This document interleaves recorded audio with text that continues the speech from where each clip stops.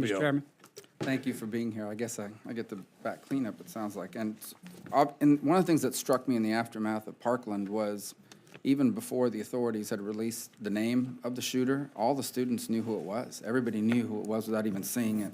We now know, for example, that this student, this killer, had been suspended 67 days in a single year for things like bringing bullets to campus, claiming that he sold knives at schools, drawing swastikas and hate speech on his book bag, a series of other offenses, any number of which, including off-campus, would have had him formally reported to law enforcement and in turn added to the NICS system that would have prevented him from purchasing a firearm.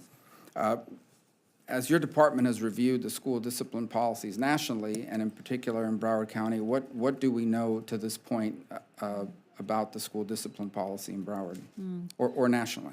Thanks for the question, Senator. And as you know, this policy is part of the menu of items that the School Safety Commission is charged with considering.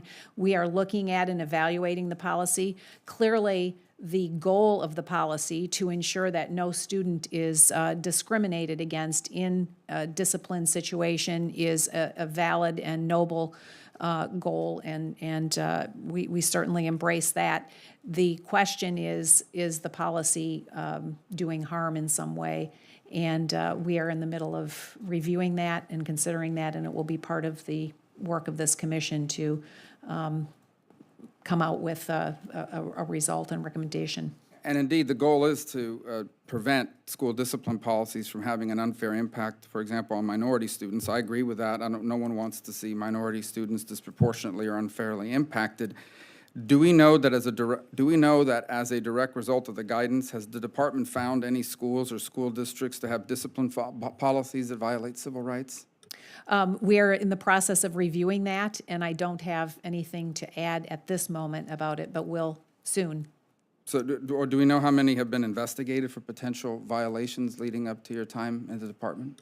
I don't have that specific number now, but I could get that to your office. All right. Well, I guess my last question is, clearly the intent of the school discipline guidance that was issued under the previous administration could not have been meant to prevent teachers from reporting a student to law enforcement when the student commits an act that may result in them being prohibited from legally purchasing a firearm. Clearly, that should not be the intent of the policy. You would agree?